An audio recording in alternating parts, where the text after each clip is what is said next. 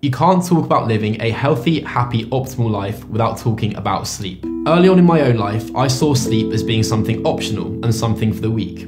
I fell victim to the grind hard culture or mentality advocated by individuals like Gary Vee at the age of 16, and let's just say the negative implications of that weren't particularly great. We're coming to the end of 2020, and we still don't make sleep as much of a priority as other areas of our health and fitness, including body, mind, time, focus, nutrition. Sleep is probably the last variable most individuals focus on when it comes to achieving their health and fitness related goals. To further demonstrate this point, and as Matthew Walker said in the book Why We Sleep, humans are not sleeping the way nature intended. The number of sleep bouts, the duration of sleep, and when sleep occurs has all been comprehensively distorted by modernity.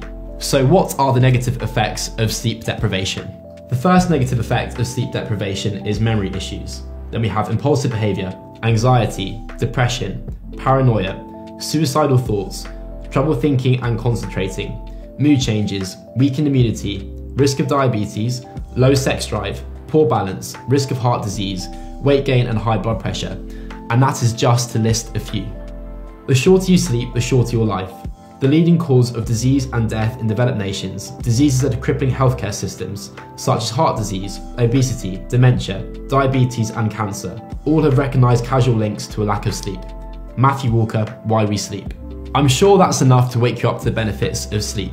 If you truly want to optimise your days, weeks, months and years, you need to take sleep seriously. In this video, I'm going to share with you 3 rules in order to make that happen. Before I do that, let's dive into sleep success by numbers. To tap into the powerful effects of quality sleep, monitoring both your short-term and long-term sleep habits is an absolute key. Besides self-rated sleep quality, many variables of sleep efficiency can be tracked by consumer-based sleep trackers like an Oura Ring, which I'm wearing right here. Oura measures sleep using sensors that gauge body signals, including your resting heart rate variability, body temperature, respiratory rate, and movement, to determine your sleep patterns. So what kind of numbers are we aiming for when it comes to your sleep and the quality of your sleep? We're aiming for 7 to 9 hours of total sleep time, deep, slow wave sleep for 20% of total sleep time, REM sleep for 20 to 25% of total sleep time, falling asleep in less than 15 minutes, little to no nocturnal awakenings, little to no snoring or restless movements during the night, increased heart rate variability, including high frequency components during the night, including parasympathetic nervous system activation. Daily resting heart rate in the morning is equal to or less than a trended monthly average. Sleep hack number 1, hacking light. Optimizing your circadian rhythm for energetic days and restful nights. Our objective here is to align your circadian rhythm with natural day and night cycles. Although in modern times, the majority of us spend the bulk of our time in indoor facilities or under artificial light, our physiology is intimately connected with natural day and night cycles. So what is your circadian rhythm? Circadian rhythms are ancient evolutionary biological processes that are linked with the natural cycles of the day, essentially when the sun rises and the sun sets. Your circadian rhythm is your biological clock and plays a very intimate role in controlling our physiology, our metabolism, our mood, and also our ability to sleep and regulate our sleep start and end times. The most apparent circadian rhythm disruptions occur when we travel abroad, or we travel through multiple time zones, or maybe on a transatlantic flight.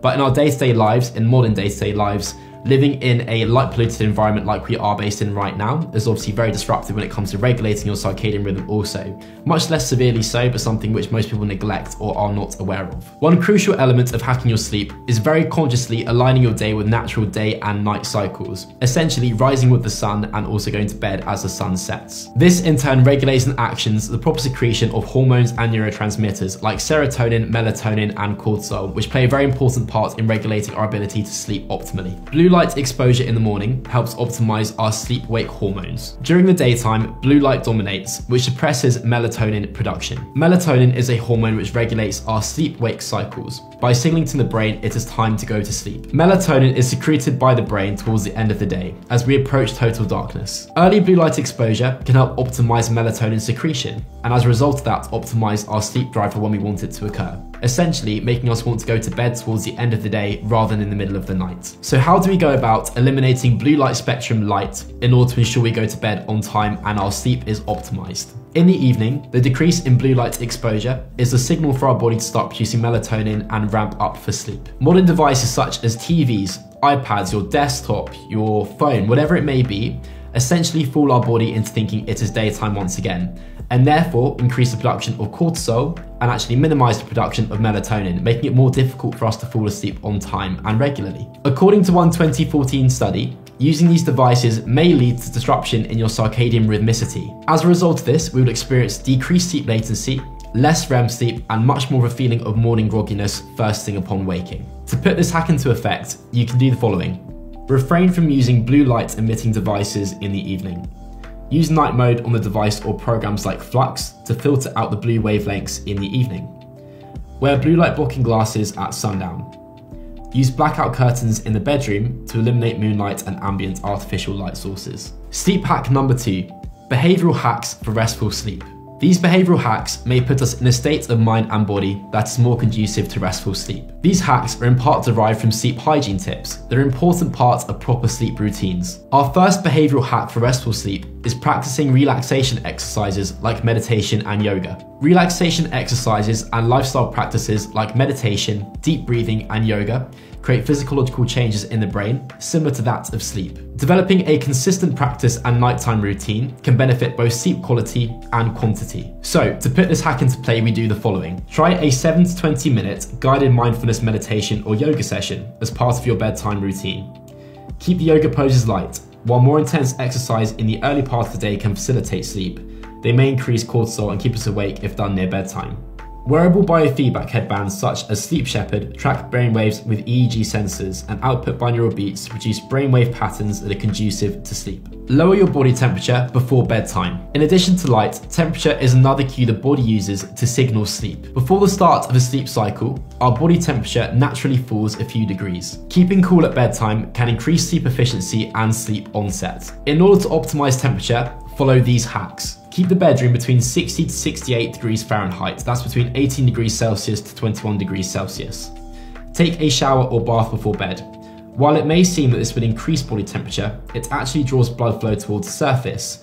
Here, heat more easily radiates to the environment, lowering our body temperature. If you guys live in environments where you don't have air conditioning available to you, like I do have in my current environment, I'd also advocate opening the windows at least an hour or two prior to bed as well, if you want to optimize temperature. Obviously, this is difficult in the winter if you live in Europe because it's more difficult in terms of temperature regulation. Obviously, it's being very cold, of course. But again, massively advocate that in terms of air quality also. Go to bed and wake up at the same time every day. I cannot stress this point enough. It is so incredibly important when it comes to optimizing your sleep. Consistent sleep-wake routines can be very effective for supporting healthy circadian rhythms. Since we sleep in roughly 90-minute cycles, it can be beneficial to have our wake time reflect an even amount of cycles. When we wake up in the middle of the night, especially in deeper stages of non-REM sleep, we'll experience a greater degree of sleep inertia or grogginess. To put this into effect, we'll do the following. Start the bedtime routine at the same time every day, and set the alarm for the same time every morning, even on weekends. Additionally, using the bed only for sleep reinforces a healthy sleep-wake cycle, and more strongly reinforces the link between the bed and sleep, which may make falling asleep much easier. Sleep hack number 3, hacking your sleep with supplements. Dietary supplements can help support the body in the production of sleep-promoting hormones and neurotransmitters, like serotonin and GABA. These supplements can be used in conjunction with a wholesome diet to help the body relax and produce brainwave patterns similar to that of rest. In this section, we'll take a look at 4 supplements that support restful sleep. First sleep supplement on our list is magnesium glycinate. According to the World Health Organization, approximately 75% of the United States population is deficient in magnesium. This mineral is crucial for over 300 reactions in the body, and plays a very key part in regulating levels of melatonin and GABA in the body. Whilst many forms of magnesium exist, magnesium glycinate is the most bioavailable. Magnesium acts as a mild sedative, increasing deep sleep and reducing the period of time it takes to fall asleep, decreasing nighttime cortisol levels and reducing periodic leg movements like the little flinch we experience when we're often very fatigued late at night. How to dose magnesium glycinate for sleep. 200 to 400 milligrams depending on individual sensitivity and baseline magnesium levels. To maximize the therapeutic potential of a supplement, it can be taken with calcium citrate, which synergizes with magnesium and supports high quality sleep.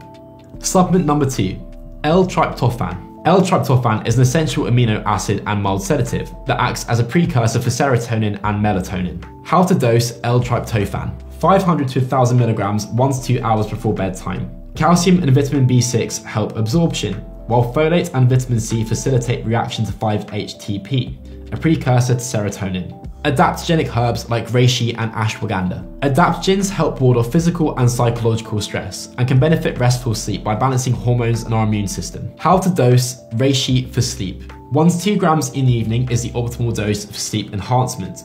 Best taken as a herbal extract to maximize the presence of bioactive compounds. How to dose ashwagandha for sleep. 250 to 600 milligrams of the herbal extract taken in the evenings is perfect.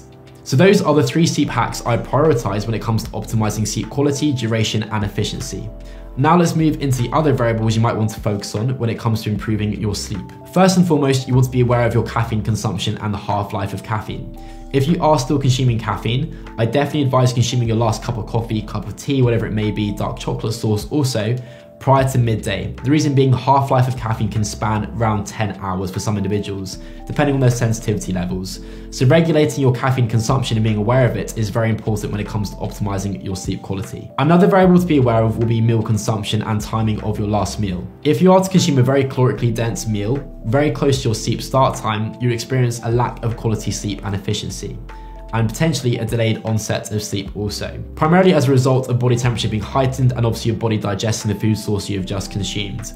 Personally speaking, I go to bed at 11 o'clock at night and therefore consume my last meal at roughly 5 to 6 p.m. depending on my day and how much work I have to complete in that given day. My last meal is actually my least dense when it comes to calories, as opposed to my lunchtime meal being the most considerate when it comes to calorie consumption, for this very, very simple reason. The last sleep hack I will cover is actually something I've covered previously in this video already, but I cannot stress the significance of enough. It is consistent sleep start and end times. If you're a young individual or any individual watching this piece of content and you're going to bed at 10 o'clock one night, and on Saturday evening going to bed at 2, 3, 4 in the morning, you will experience very compromised sleep quality for the remainder of that week. The reason being you've caused such a degree of circadian rhythm disruption, your body doesn't know what time it should be going to bed and what time it should be waking up. I cannot stress it enough, make sure you're going to bed at the same time every single day and waking up at the same time every day. Thanks for watching this piece of content. If you engaged with it or found out something new today, please make sure you leave the video a like and a thumbs up, subscribe to the channel of course, and comment any questions you have below in the comment section. If you are, however, a high-performing entrepreneur doing 6, 7, or 8 figures with your business, make sure you check out the Peak Performance Program, which is my service, my high-ticket service, which we are working with entrepreneurs to optimize their sleep, nutrition, body, mind, time, and focus so they can dominate their market and competition in the business space. I'll see you guys in the next one. I'm now going to go off to sleep. Cringe.